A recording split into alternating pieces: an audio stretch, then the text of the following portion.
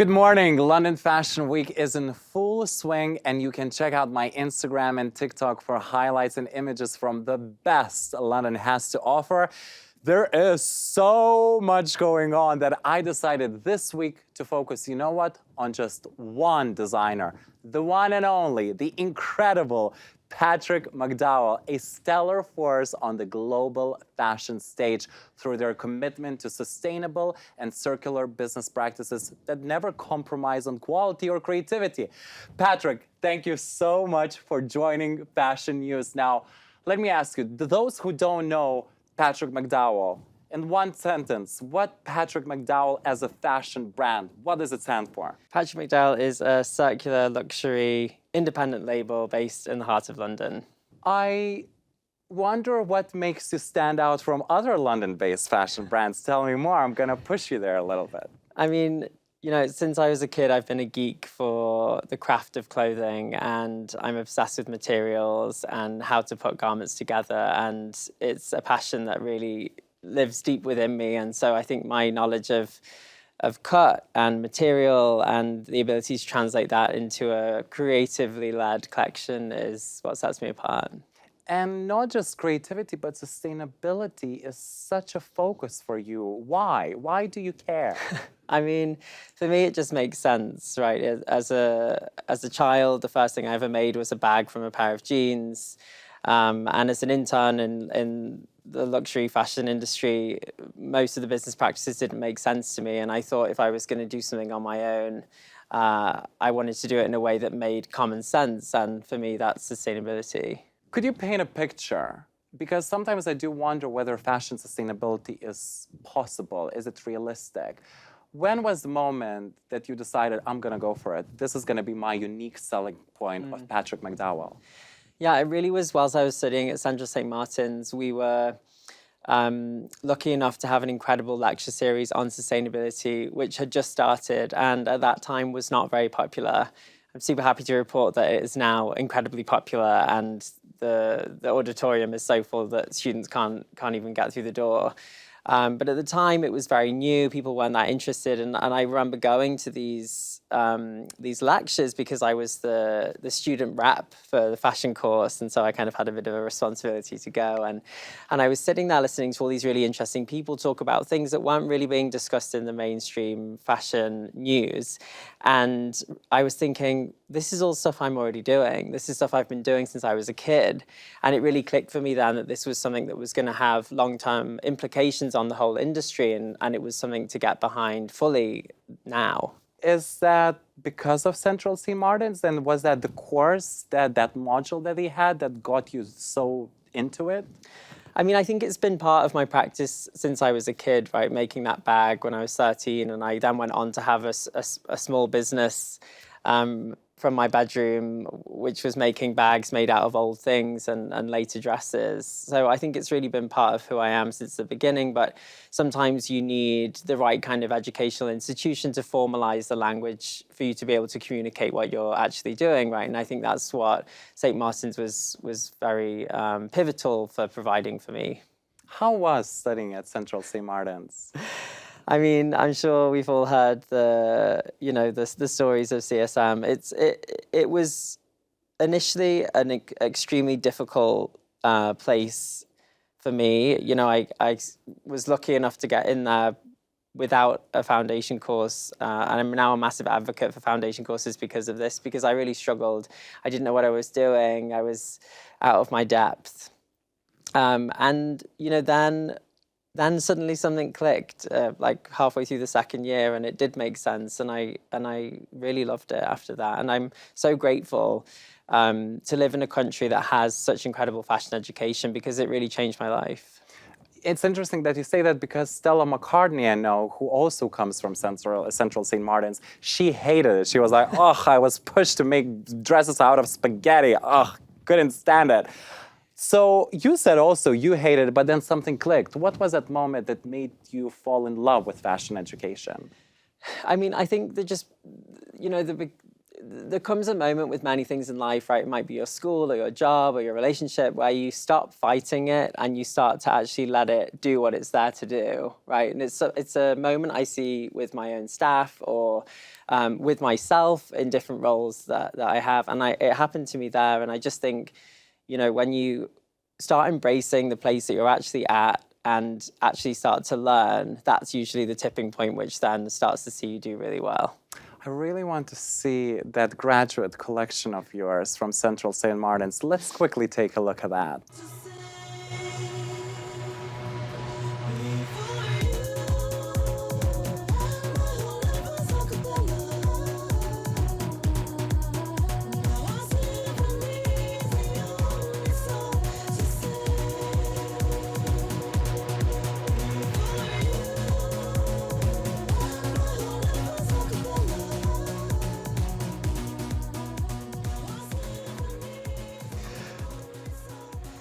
Patrick, well, from a fashion graduate student to now Patrick McDowell, takeover of fashion news, the it topic of London Fashion Week. How does it feel for you today to sit where you are and look at that time where you were once as a student? Yeah, you know, it's really heartwarming, actually. I mean, in the process of preparing for this interview, I had to go through, you know, my history, and that was very much a big part of my origin story. You know, I was very lucky to have been able to make that collection out of Burberry material and discarded Swarovski crystals, and it was really exciting at the time. You know, it felt very new and fresh, and it was sustainability that looked glamorous, which wasn't really a thing back then. And yeah, it was just, you know, it's such a, you don't realize when you're at university how special it is. And so it's always so nice to look back and also be super grateful for the fact that I don't make clothes that look like that anymore. I mean, look, that show, Patrick, was so successful. Correct me if I'm wrong, but it does seem like that show was the thing that kicked off your career in fashion. It was so successful that it landed, you know, an opportunity for you to dress celebrity like Rita Ora. Your clothes were featured on fashion magazine Elle, the September issue. These are huge deals. So to someone who wonders whether it's even worth it to go to fashion school, what would you say to those fashion kids who do consider, shall I go to fashion school, shall I not? I mean, you know, I think if you're in a position where you're able to spend 4 years honing your craft, learning from experts, and, you know, really understanding who you are as a creative person without the pressure of economics hanging over your head to run a business, I think it's an amazing opportunity that you should grab with both hands. You know, it's not for everyone, I appreciate that, and not every institution is for everyone. You know, some places are right for some people and some aren't, the same as a job or, you know, anything in life. But I think if you can find the right one, it's worth trying it out, because, you know, it's just so special to be able to have that period of time to really develop who you are without any external pressures, really. And I know that's slightly, I sound a little bit old there, because now social media is very much more part of it, and I understand that students use that to promote their work before they graduate, as I had started to do at the time. But I think for me it was a special thing to do, and I would hate to think people might miss that if they had the chance to do it. You know, there is a saying that every decade you become a whole new person. Do you see that reflected in your creative DNA? Is it evolving? Is it changing? Or is it still the same as that kid that you were once at Central St. Martin's? Yeah, no, I mean, it's evolved a lot, you know, and I think I've really learned into that. I think I could have started everything with the brand and really stuck with that aesthetic, which was very like climbing core, you know, kind of quite cool kid kind of thing. But yeah, I think I've really learned into trying different things. And I think from a brand perspective, that hasn't always resonated super well, but it has meant that I've been able to really develop and understand myself creatively, and then, you know, find something I think that we're at now, which is a little bit more concise and feels a little bit more elegant. Why so? I mean, I think so much of it is about who you are as a person, right, and how your life has changed. You know, like when I was a student at St. Martin's, I had just moved from Liverpool. My references were completely different. I was, you know, in a completely different position as a person, and so now I have so much more experience and also so much more of an understanding, I think, around what people are wearing, perhaps, and an understanding of how to kind of like how to refine my aesthetic, if you like. You talk about refining your aesthetic, but not only you're a creative, you're also a business person because you are running a business.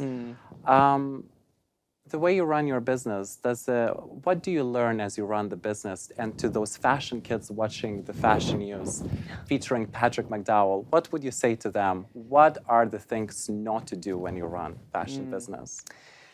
You know, it's such a big question in fashion, right? Because ultimately it is a business that's based around selling clothes. Although what we're starting to see now is that that's actually changing, and we're starting to see people experience clothes more than necessarily just buying them. We're seeing the changing of business models. We're seeing people much more engaged in the resale of their own clothes, they're renting clothes, they're swapping clothes.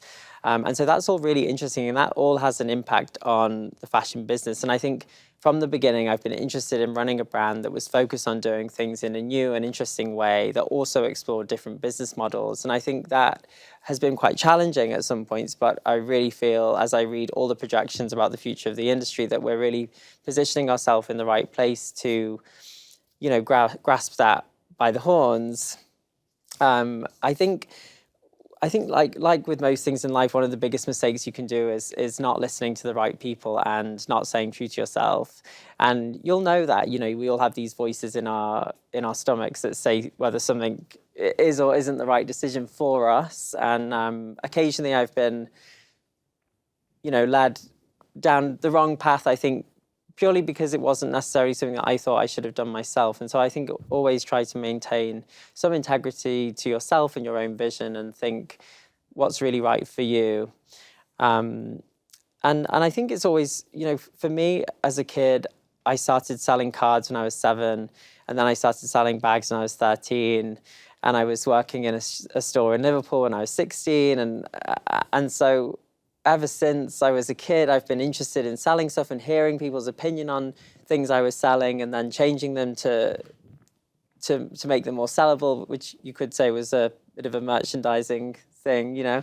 And so all of those things were so crucial to then allow me to start a business all those years later.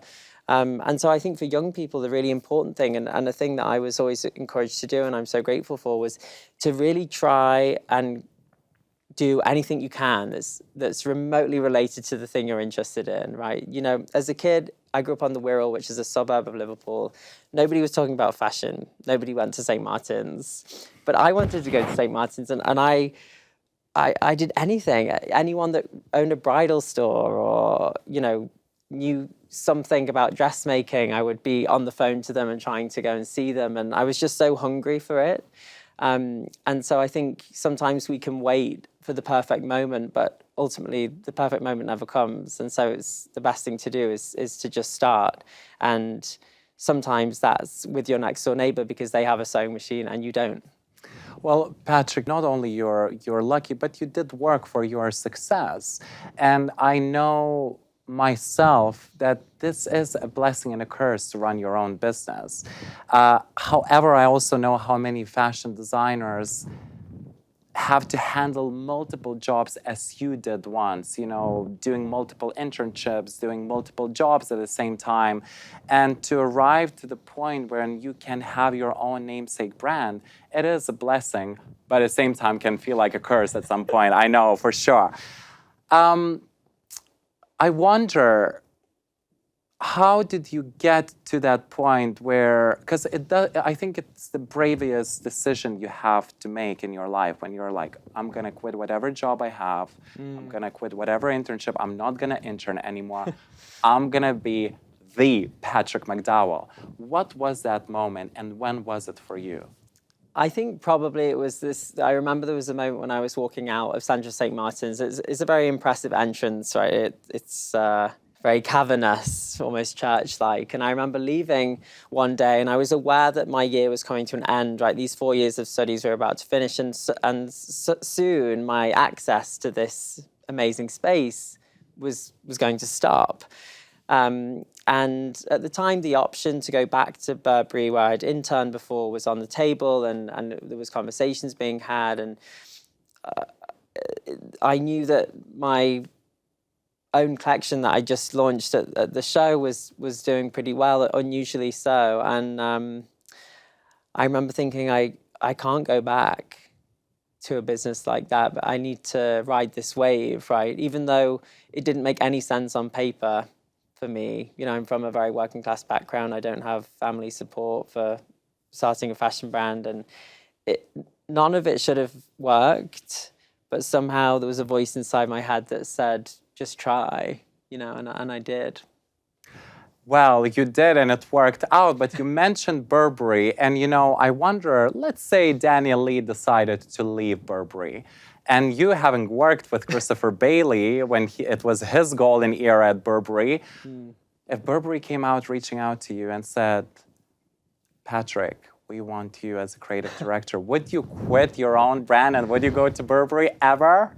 I mean, it would be an incredibly circular moment to return to Burberry. And I have a huge respect for them. You know, I learned so much during that internship, both about fashion, but also about how to run a business and how to treat people. Christopher was always very kind, and I think that was a really great lesson for me to learn early on, that fashion didn't have to be mean. And yeah, you know, I'm British. I love that company, and I always wish them the best, you know. And you know, it's always interesting. You get this kind of question a lot, right? Would you close your own brand? Would you work somewhere else? And I think always it's about what kind of impact you can have, and obviously the impact you can have at a big global brand like Burberry is huge, and that's definitely something that's interesting, I think, for any fashion designer, especially one that's focused around kind of social and material sustainability, because you could have kind of an enormous impact on the whole industry there. So. Well, yeah. Burberry made an impact, you know, as a British fashion brand that is now the biggest British fashion brand that started by dressing military, and now it became a high-end luxury brand for everyone. That's the impact that Burberry made. What impact do you want Patrick McDowell to make as a fashion brand? The kids that save up for the Patrick McDowell coat, besides feeling so empowered like I do wearing your coat today and your whole outfit, besides feeling empowered, what else do you want people to feel when they wear the Patrick McDowell? I mean, I want them to feel special. You know, I grew up close to Liverpool, which is a city where people dress up. And I grew up watching women put on clothes, coming back from their day jobs and suddenly changing who they were. They would stand taller, they would speak more clearly. They felt different wearing these outfits that they would put on. And they might not necessarily be going anywhere that fabulous, but people dress up. And I remember thinking as a child, if I could be part of that moment, if I could do something that could make people feel like my mum felt when she put on her red dress for our millennium party in the year 2000, I would do it. And it's something I still love to this day. Right? When I watched you put that coat on in the dressing room, I had the same feeling, and it's very special and very simple in a way as well. You know, it's a dressmaker and their client, and you know that relationship is very important to me. And so if I can be part of those special moments for the people that wear our clothes, I think I've done my job well. What a beautiful note to round us up. I want to take a look at your most favorite, most special looks that you've ever worked on. So I can't wait for the Fashion News audience to see the best of the one and only Patrick McDowell. Eyes on the runway, please. So here we have one of our newly released gowns, which I love. It has a kind of signature tulle overlay and features an amazing bio indigo dye. We're the first luxury brand to ever work with them. They're an amazing company out of California called Hue. And this is a really great example of a really beautiful piece of clothing that also showcases the best sustainable innovation in the industry right now. That is absolutely fabulous. Well, let's take a look at another look. So this is an amazing leather bodice and circle skirt. Oh, it's leather. Yes, it's a really amazing, naturally tanned, metal-free leather from Italy. And we hosted an amazing dinner last week, had a fashion week, and at that dinner, we had amazing florals on the table, and we worked with an artist to paint these pieces at the dinner. So it was hand painted based on these incredible flowers, which were actually inspired by my grandmother's wedding flowers from 1947. So I guess it's dry cleaning only, right? Absolutely. And talk to me about the leather, because as a sustainable brand, how is it a recyclable leather? What's the approach towards leather as a sustainable brand? So we work with many different kind of versions of skins. This one is actually a real leather, but it's naturally tanned and metal free. So it's kind of best practice of real leather in the industry. But we also work with amazing mycelium skins from Ecovative, and are constantly exploring different ways of working. But we're not a vegan brand, so it is a slight difference there. That is fabulous. I want to see more. Give me more. Give me more. What do we have next on the runway? What a silhouette. My gosh. I know, this is one of my favorite looks. It's made from a silk gabardine, which is a trench coat material, but woven out of silk. So it's an extremely heavyweight fabric from Italy, and I absolutely love this. It's kind of a suit, matching trousers and coat, but I really just think it's so beautiful. And as a fabric geek, silk gabardine is quite special. So. And the pockets, the fabric, yeah. the color. Super I'm totally stealing this look for the next episode of Fashion News. If you don't give it to me, I'll steal it. I'll come and find you, and I will steal it from your press room.